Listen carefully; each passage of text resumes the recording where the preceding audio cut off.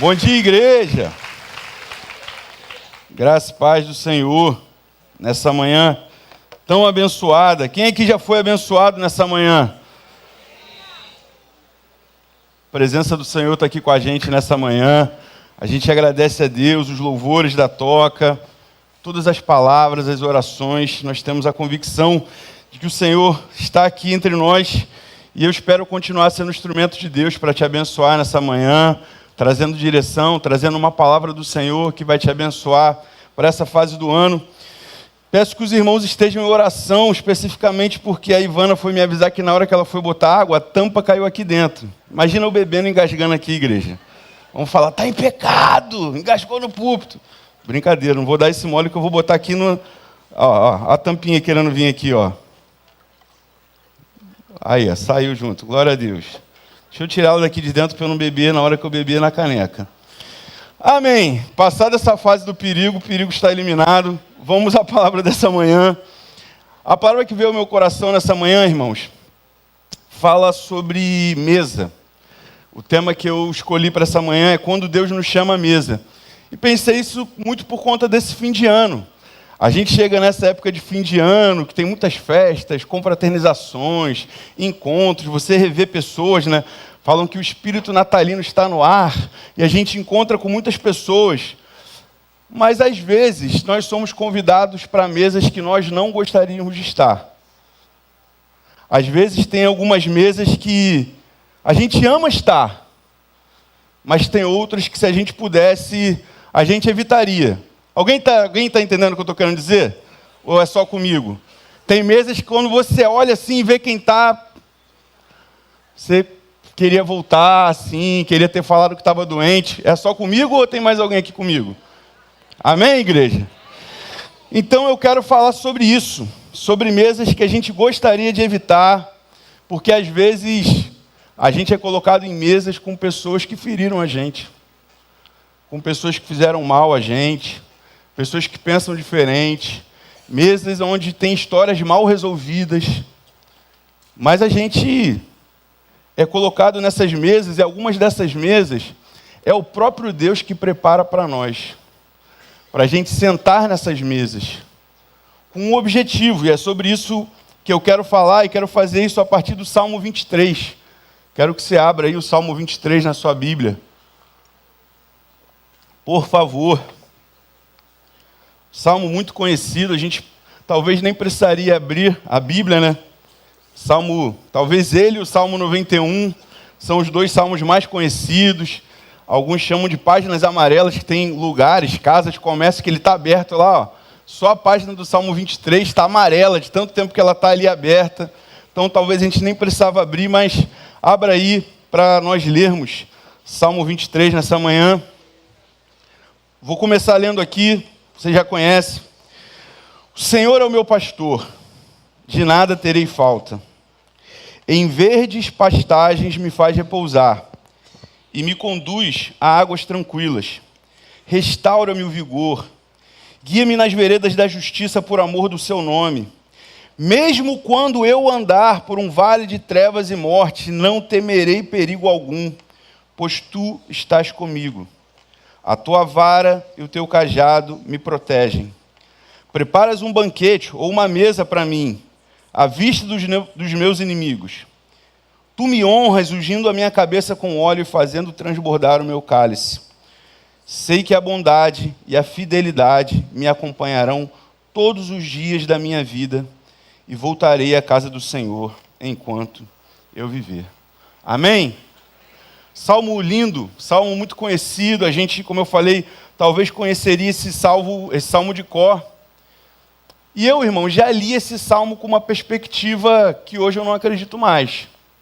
Que perspectiva é essa? O Senhor é meu pastor, Ele me dá tudo o que eu quero, que eu não tenho falta de nada, Ele me dá tudo o que eu quero. Ele me livra, quando vem BO ele me tira, e Ele vai provendo tudo, não preciso de nada, se tem angústia, Ele me livra da angústia, e Ele vai fazendo de mim ali quase que um queridinho de Deus, a ponto de que no final Ele ainda me bota na mesa diante dos meus inimigos para eu jogar na cara deles que eu sou o mimadinho do Senhor. A mesa diante dos inimigos. Aí, inimigo, tá vendo? Estou fechado com o homem. Ninguém me pega, nada me encosta. Não sei se você já fez essa leitura. Uma leitura que eu anotei aqui no esboço, que é uma leitura estilo Sabor de Mel, né? Quem me viu passar na prova e não me ajudou. Não sei você, eu já fiz essa leitura.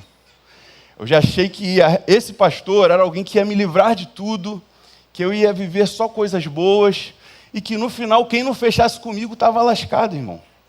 Porque eu estou colado com ele. Mas hoje essa não é a leitura que eu faço. Hoje, a partir do Evangelho, da visão que eu tenho do Evangelho, eu entendo esse salmo como um salmo de formação. Um salmo de relação com o pastor. Um salmo em que, na medida em que Jesus é o meu pastor, ele me forma, ele me trata, ele me transforma e me capacita a sentar em mesas que eu não gostaria de estar, mas que foi ele que preparou para mim. E espera que nessas mesas eu haja como alguém que está sendo pastoreado por ele. Essa é a leitura que eu faço nessa manhã.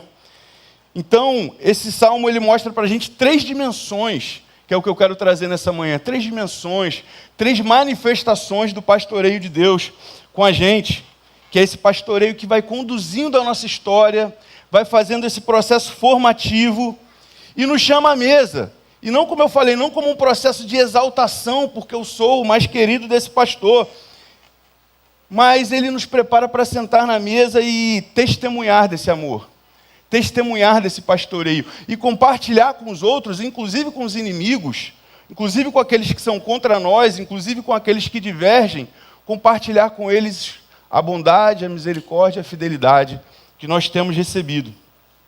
Antes de falar aí dessas 3 dimensões, a gente precisa entender o que diz aí no versículo 1, né? O Senhor é o meu pastor e de nada terei falta. Então a primeira coisa que eu preciso aprender aqui é que tudo que a gente vai ler em diante parte de um princípio, de que o Senhor é o meu pastor. Ou seja, a gente só consegue viver esse processo se eu me coloco como ovelha de Deus, se eu me coloco no pastoreio do Senhor, se eu deixo que Ele conduza a minha vida, se eu deixo que Ele diga o que eu devo fazer, como eu devo agir, e fazendo esse processo, como diz Jesus lá, né?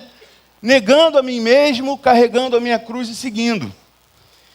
Se a gente tenta viver essa relação de pastoreio, vendo em Deus não um pastor, mas um supermercado onde eu quero tudo, um super-herói que faz tudo o que eu quero, eu não consigo viver esse processo de formação. E muitas vezes a gente não vive justamente porque a gente tem uma relação equivocada com Deus. Então, nessa manhã, irmãos, a gente precisa olhar para o nosso coração e perceber que tipo de relação a gente está tendo com Jesus.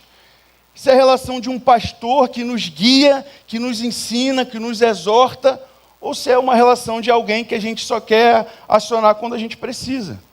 Alguém que a gente só busca quando a gente tem alguma necessidade. Então, nessa manhã, eu quero alinhar as nossas expectativas a respeito do que é o pastoreio de Jesus. Porque esse versículo, a gente poderia ficar só nele nessa manhã. O Senhor é o meu pastor, de nada terei falta. A ideia aqui, como eu disse, irmãos, não é que não vai faltar nada. Porque eu não sei você, mas para mim faltam algumas coisas. Eu acho que você não tem tudo que você gostaria. A nossa vida, a gente lida com faltas o tempo todo. Portanto, a ideia desse texto não é que se Deus é o meu pastor, não vai faltar coisas, não vão faltar coisas. A ideia é que se o Senhor é o meu pastor, eu não quero mais nada, porque eu estou satisfeito nele. Ele me basta. Tem falta, tem coisa que eu gostaria, mas se eu tenho esse pastor, tudo considero como perda, porque eu vi alguém mais belo. Porque eu encontrei esse pastor, estabeleci com ele uma relação. Então, se eu tenho Jesus como pastor, tudo o restante é secundário, irmão. Todo o restante fica em segundo plano, porque ele me satisfaz. E ele me satisfaz me dando não necessariamente aquilo que eu quero, mas aquilo que eu preciso. E a gente vê nesse salmo como essa relação de pastoreio ele vai preenchendo aquilo que a gente precisa, de novo, não aquilo que a gente quer, mas o que a gente precisa, a gente pode encontrar nesse pastor. Eu sempre digo aqui que eu aprendo muito assim da minha relação com Deus olhando para os meus filhos, né?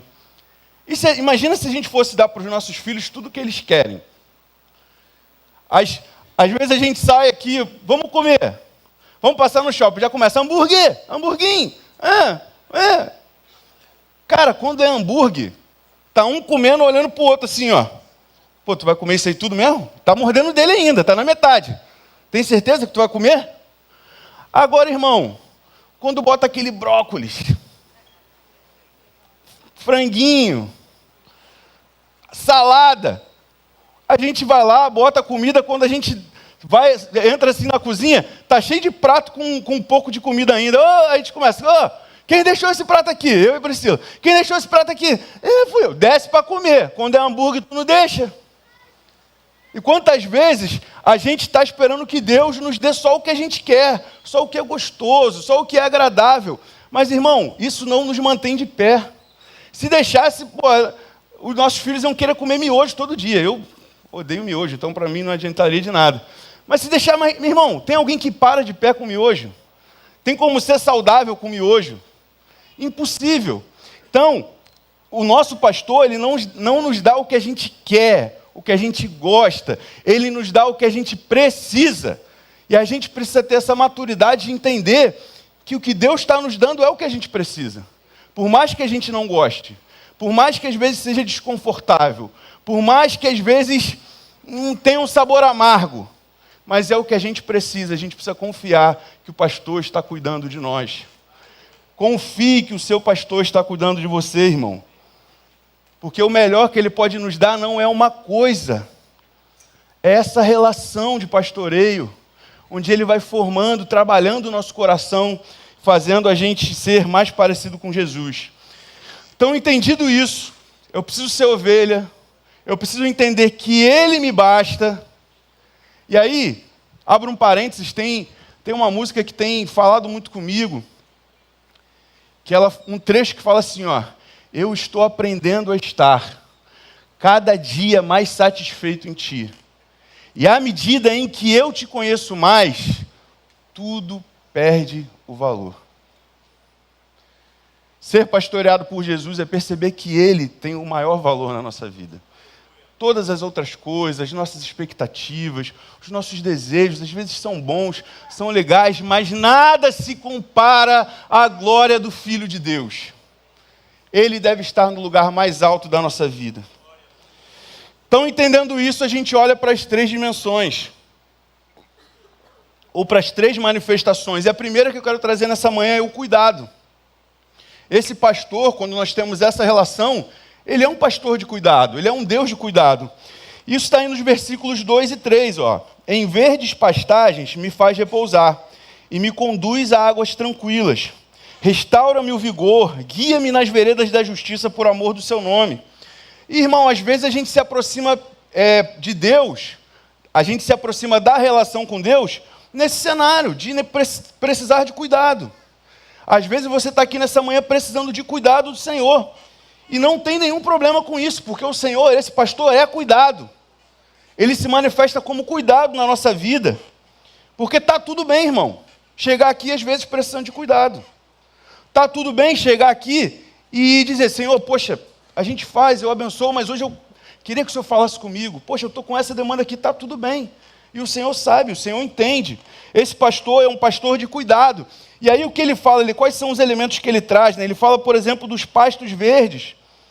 E esse pasto verde, irmão, se a gente pensar que esse texto foi escrito lá, por Davi, no contexto do Oriente Médio, normalmente quando a gente vê uma imagem de lá, você não vê aquele verdão, né?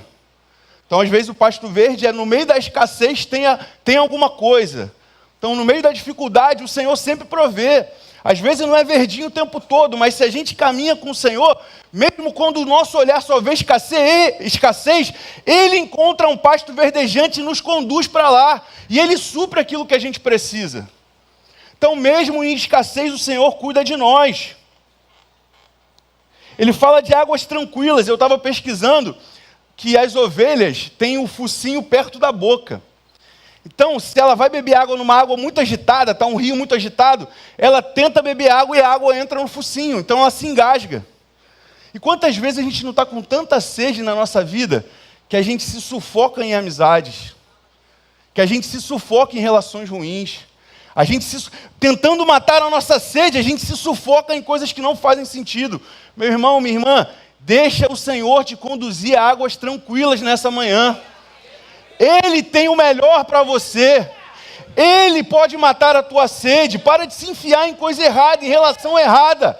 Ele está aqui nessa manhã para te conduzir, para nos conduzir a águas tranquilas, que matam a nossa sede. Deixa o Senhor te conduzir nessa manhã. Fala sobre restaurar o vigor, restaura o meu vigor. Então está falando que esse pastor, ele cuida da gente, da nossa saúde emocional. Ele cuida da nossa alma. E fala sobre guia-me nas veredas da justiça. Então esse pastor, ele nos dá direção. E talvez você pode estar aqui nessa manhã perdido, chegando ao fim desse ano sem saber para onde eu vou, o que eu fiz, o que o Senhor tem para mim. E nessa manhã, o bom pastor quer te dar direção, quer apontar caminhos, quer fazer com que você não fique mais perdido, mas que você saiba para onde está indo. Ele está aqui nessa manhã, irmãos. Ele está aqui nessa manhã, e se você está aqui me ouvindo, aqui ou em casa, e você está nessa fase de cuidado, que você precisa do cuidado do pastor, eu quero profetizar nessa manhã, que o Senhor te vê, o Senhor te encontra, Ele sabe as tuas necessidades, Ele conhece você, e eu profetizo que a provisão do Senhor vai alcançar o teu coração ainda esse ano. Não perca as suas esperanças. É dia 14 de dezembro, eu sei, falta pouco para acabar, mas para o Senhor, um dia como 1000 anos como um dia, Ele pode fazer ainda hoje aquilo que você está esperando esse ano inteiro, porque Ele é Deus. Ele é Deus. Aleluia. Ele pode fazer. Tem uma segunda dimensão desse pastoreio, que é a presença. Olha o que está aí no versículo 4. Mesmo quando eu andar por um vale de trevas e morte, não temerei perigo algum, pois tu estás comigo, a tua vara e o teu cajado me protegem. Então Jesus não apenas cuida de nós, não apenas provê, mas Ele caminha conosco. Ele está conosco. Quando a gente pensa em Vale da Sombra da Morte, irmãos, é possível que você esteja vivendo aqui um tempo de angústia, de dificuldade. Se a gente for sincero, alguns vales da sombra da morte, foi a gente mesmo que se colocou. Foi a gente mesmo que se desviou e quando viu já estava num caminho que está levando a gente para um lugar ruim. Por decisões erradas, por amizades erradas. Mas o pastor não pergunta como você foi parar lá. Mas ele promete que ele vai estar lá com você. Então a segunda dimensão desse pastor, desse pastoreio, é o cuidado, porque nem sempre Deus nos livra. O salmista poderia dizer, se eu entrar no vale, Ele me pega e me tira. Não, não. Ele está lá comigo. Eu gostaria de ser livrado sempre, irmão. Eu não gostaria de passar algumas dificuldades. Mas o Senhor não nos promete livramento sempre. Olha o que diz lá no Salmo 46, no versículo 1. Você conhece também esse salmo. Deus é o nosso refúgio e fortaleza, socorro bem presente na angústia. Não é um socorro presente que nos tira da angústia, mas que está conosco na angústia. Então, em alguns casos, Ele não promete livramento, Ele promete presença. E a presença dEle, irmãos, a presença dEle no momento do vale, não diz assim, ó, o pastor manda alguém, o pastor manda um representante. Não, diz que Ele está contigo. Então, nesse vale, Deus não manda mensagem, não manda contato, Ele está aí com você. Se você está vivendo um vale de sombra da morte, um momento de dificuldade, de angústia, Ele está aí com você. De novo, te dando não o que você quer, o que você precisa. Porque o salmista fala sobre vara e cajado. E vara, irmão, é para corrigir a rota. Tem hora que a ovelha está se perdendo, ó, pastor, dá aquela lapadinha de leve, ó, está se perdendo. E tem hora que a gente vai tomando assim Umas pauladas da vida, mas por que Deus está fazendo isso? Porque você está se perdendo, pô. Porque você está indo para um caminho de morte. E tem hora que Ele tem que, te corrigir, nos corrigir com a vara. Deixa Deus te corrigir, irmão. Deixa Deus te apertar. Eu estava brincando com o Fabrício. O Fabrício não está aqui hoje. O nosso tecladista, que ele falou assim, pô, tu não entregou uma palavra de profecia. Eu falei assim, vou entregar uma profecia para você. Que Deus está descendo uma chave hoje. Aí ele já assim, né? Aí eu falei assim, mas não é chave de carro. Não é chave de casa. É chave de fenda para te apertar nessa manhã. Aleluia.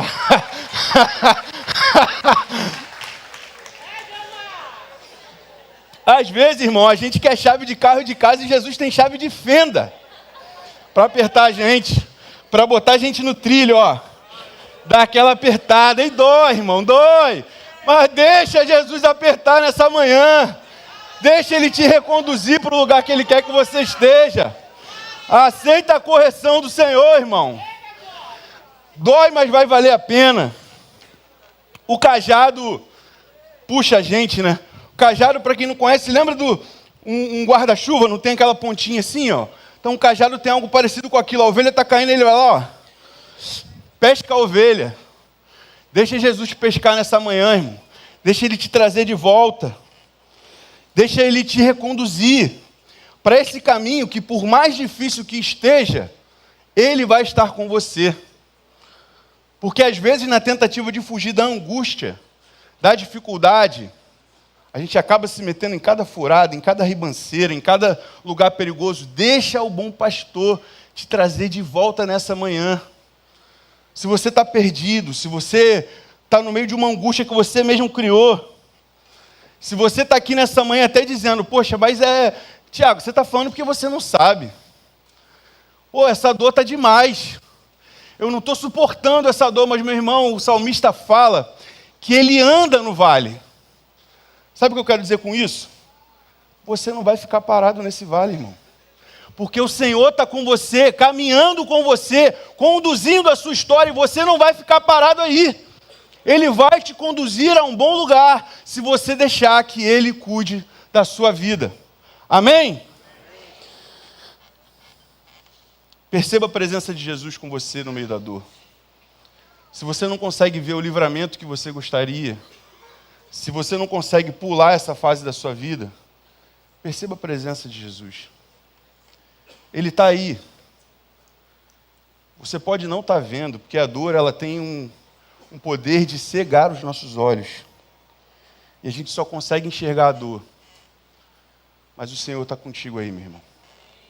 O Senhor está passando essa dor com você. O Senhor está cuidando de você. A presença de Jesus caminha com você nessa manhã. Então a gente fala de cuidado, a gente fala de presença, e aí a gente fala desse Deus que nos chama à mesa. Porque depois de receber o cuidado, depois de desfrutar da presença, deixando que Ele corrija a gente, o texto vai dizer que Ele prepara uma mesa para nós. E aí, para quem está vivendo esse processo, para quem experimentou cuidado, para quem experimentou correção, para quem experimenta a presença, irmão, a gente entende que a mesa, como eu já falei, não é um lugar de vingança. A mesa é um lugar de propósito. A mesa é um lugar de reconciliação. Não tem como a gente ver Jesus ali corrigindo a nossa vida, a gente tomando decisões erradas e o pastor, volta aqui para a rota. Lá o cajado buscando a gente. Não tem como a gente perceber esse processo na nossa vida e quando sentar numa mesa que Ele prepara, achar que a gente está por cima da carne seca, irmão.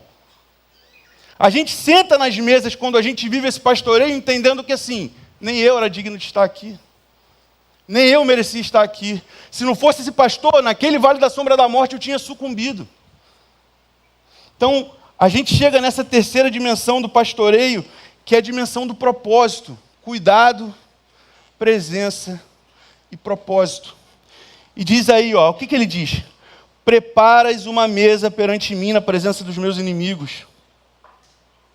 Irmão, Poderia ser preparas uma mesa diante de mim com os meus amigos, não podia?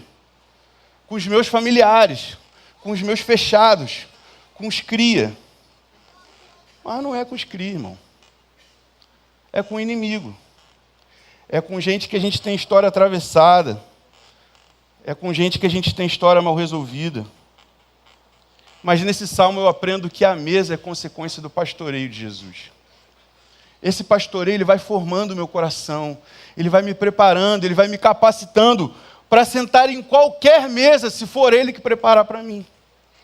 Se é Deus que preparou a mesa, o meu coração precisa estar disposto a sentar. E sentar com o propósito de reconciliar. Não com o propósito de mostrar que eu tenho mais, que eu tenho menos, que é isso, que é aquilo. Porque essa não é uma mesa para eu exibir minhas vitórias pessoais. Não é uma mesa para eu humilhar os outros. Não é uma mesa para eu postar foto. Olha aqui como é que eu estou na mesa, na melhor posição. E aqui, olha lá no fundo, ó. Vacilão, errou comigo, olha lá no fundo, ó. Nem está chegando. Nem está chegando o banquete lá nele. Quantas vezes a gente faz da mesa, da comunhão, da relação, um lugar de hierarquias, que não faz sentido. A mesa é de todos, para todos. Irmão, nesse fim de ano, talvez você vai parar em mesas assim. Com gente que você não gostaria de estar, como eu falei. Com pessoas, talvez enquanto eu estou falando, você já está pensando assim, caramba, a ceia de Natal vai ser na minha mãe. Deus, a tia fulana, pai. Trava ela no caminho, fura o pneu. Faz ela ficar... Talvez você já esteja com essa oração aí. Pode ir parando aí, meu irmão. Pode ir parando aí que... Como eu falei, o Senhor mandou uma chave de fenda para nós nessa manhã. Irmãos, a mesa não é nossa, a mesa é do pastor. É Ele que bota quem Ele quer. Senta quem Ele quer. E se eu e você sentamos é porque é misericórdia dEle também. Não somos melhores que ninguém. Não é a gente que decide quem senta na mesa do Pai. Não é a gente que decide quem deve sentar. A relação com o pastor me capacita a sentar à mesa com os diferentes. Se você é tão bom mesmo, se você é tão crente, se você está sendo tão pastoreado por Jesus, tem gente melhor para sentar na mesa com gente chata. Se você está aí, meu irmão, nadando no azeite, está pegando fogo, tem alguém melhor para lidar com aquela pessoa que ninguém na tua família mais aguenta?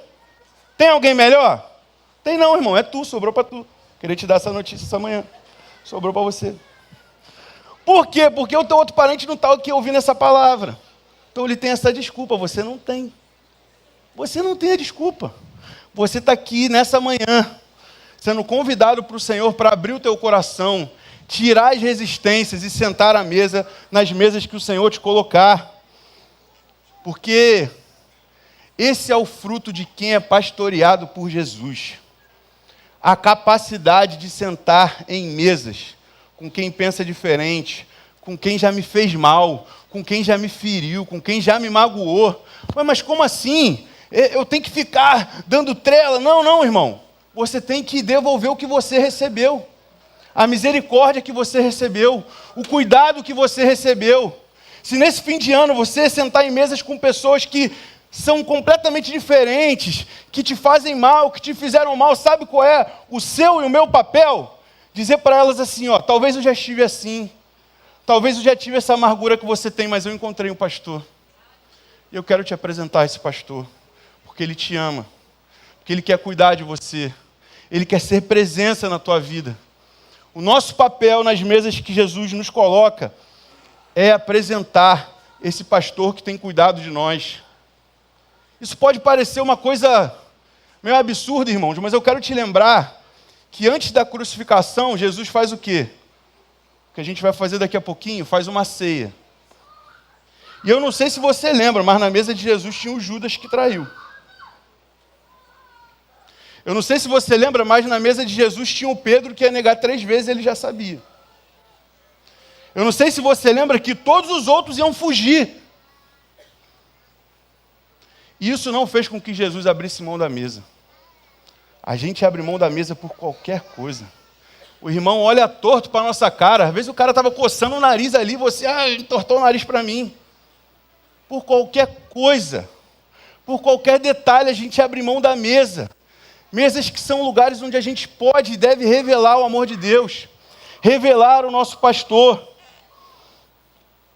Irmão, se você chegar nesse fim de ano, em mesas, que você sabe ali que o clima é de guerra, de desavença, seja reconciliador nesse fim de ano.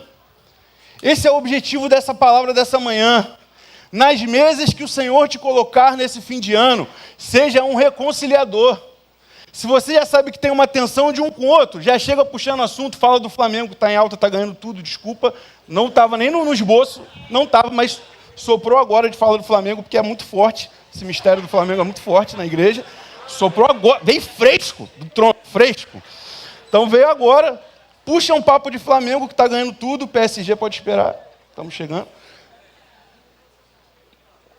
E vai lá, e começa a falar, e desconversa, não alimenta tensões, vai lá brincando e desconversa, quando vê o clima já mudou, quando vê, vou fazer uma oração aqui, viu que começou a olhar, vou fazer uma oração aqui, hein? Geral sossega, estava ali querendo brigar, ali a fulana, vou fazer uma oração aqui, hein? O senhor falou para orar, haja com autoridade, com coragem. Para a gente fechar, irmãos, a consequência de quem sabe viver cuidado, presença e propósito de reconciliação está aí, nesse último versículo. Sei que a bondade e a fidelidade me acompanharão todos os dias da minha vida e voltarei à casa do Senhor enquanto eu viver. Ninguém sai da mesa igual. Quando a gente senta na mesa preparada por Jesus, com o coração certo, ninguém sai igual. A mesa quebra o rancor. A mesa interrompe o ciclo de ódio. A mesa refaz amizades. A mesa troca pranto por alegria. Ninguém sai igual da mesa de Jesus. Sentar na mesa que Jesus prepara é abrir o nosso coração para Ele nos transformar. E a consequência disso, irmão, consequência de você ser tratado por Deus e tratar os outros na mesma medida, com a mesma misericórdia que Deus te tratou, tratar os outros, tendo a consciência de que você e eu damos trabalho pra caramba pra Deus. Confirmação aí, ó. Confirmou. A gente dá trabalho pra caramba pra Deus e Ele não desiste de nós. E a gente pega a pessoa que dá um pouquinho de trabalho e desiste. Quem senta na mesa preparada por Deus sai diferente. E a bondade que você recebe, você dá. A misericórdia que você recebe dele, você distribui. É por isso que ele fala que bondade, misericórdia ou fidelidade nos seguem todos os dias da nossa vida. Porque a gente passa a ser um canal daquilo que a gente recebe de Deus. Se a gente recebe cuidado, a gente vê alguém precisando de cuidado, a gente vai lá e cuida. Se a gente experimentou presença no meio da dor, a gente vê alguém no meio da dor, a gente é presença, a gente é abraço. Porque, irmãos, às vezes a presença de Deus não é um arrepio, não é uma sensação, e é maravilhoso sentir a presença de Deus. Mas às vezes a presença de Deus é você. É o teu abraço. É a tua visita em alguém que está internado. É o teu ouvido para alguém que não tem com quem chorar. Às vezes a presença de Deus somos eu e você. E esse salmo nos convida a repartir o que temos recebido. Você foi abençoado em 2025, irmão? Você está sendo abençoado? O pastor cuidou de você em 2025, irmão? O pastor foi presente no meio das tuas dores em 2025, irmão? Então se assente na mesa com o coração de quem está disposto a repartir o que recebeu. Eu queria terminar com uma oração e eu quero pedir para ficar de pé, você que nessa manhã está no momento do cuidado. Poxa, eu preciso de um cuidado de Deus. Estou no meio de uma necessidade. Se esse é o teu momento, eu queria te pedir para ficar de pé. Mas também você que está no momento de uma dor que não tem um livramento. O Senhor não proveu um livramento, mas que você quer sentir a presença dEle. Por último, você que está experimentando cuidado, presença e sabe que nesse fim de ano o Senhor vai te colocar em mesas difíceis. Que o Espírito Santo te capacite a estar nessas mesas como um filho de Deus. Vamos orar nessa manhã, para a gente ir para o nosso momento de ceia. Jesus, obrigado pelo teu pastoreio em nós. O que seria de nós sem o Senhor?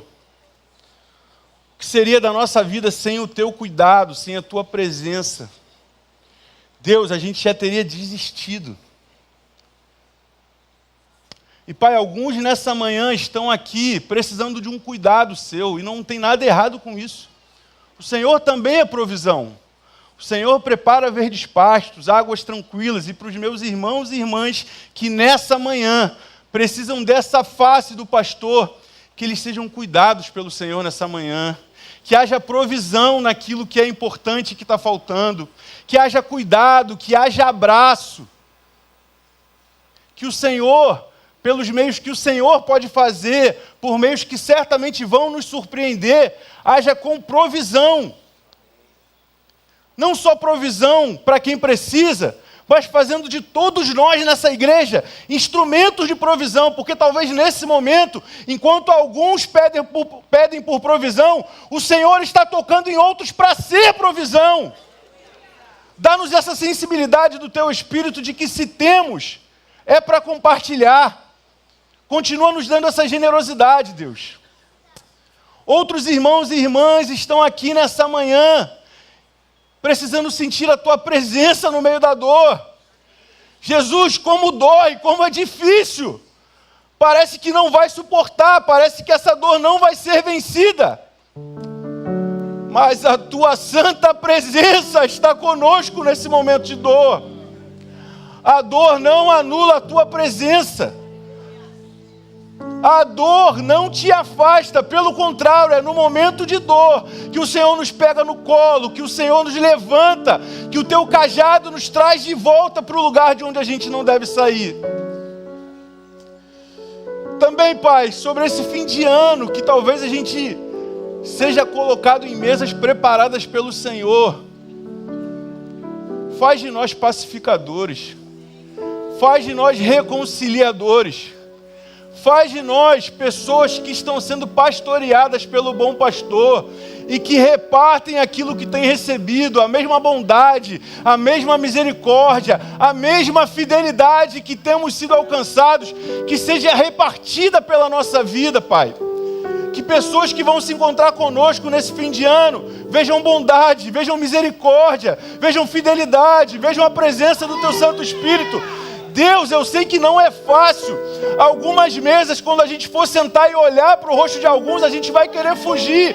Mas Espírito Santo de Deus, Tu és o Consolador, Tu és o Espírito da reconciliação. Capacita-nos nessa manhã a sermos reconciliadores em Teu nome.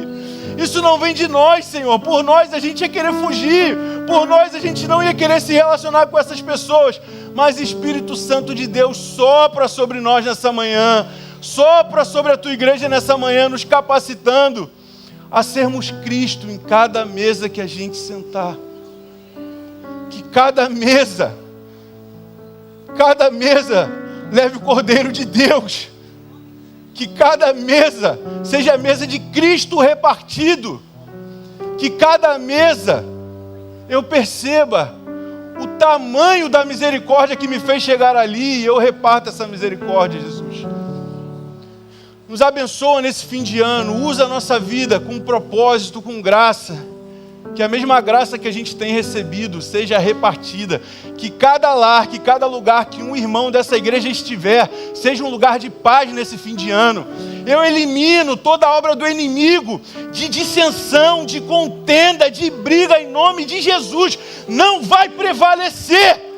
O Espírito de Jesus é que vai reinar em cada lar, em cada casa, em cada trabalho, em cada departamento. Que o Espírito de Jesus seja o que prevaleça e que as obras do mal não tenham poder de gerar guerra. Capacita-nos para a paz, capacita-nos para manifestar o teu amor. Esse é o nosso desejo nessa manhã, em nome de Jesus. Amém.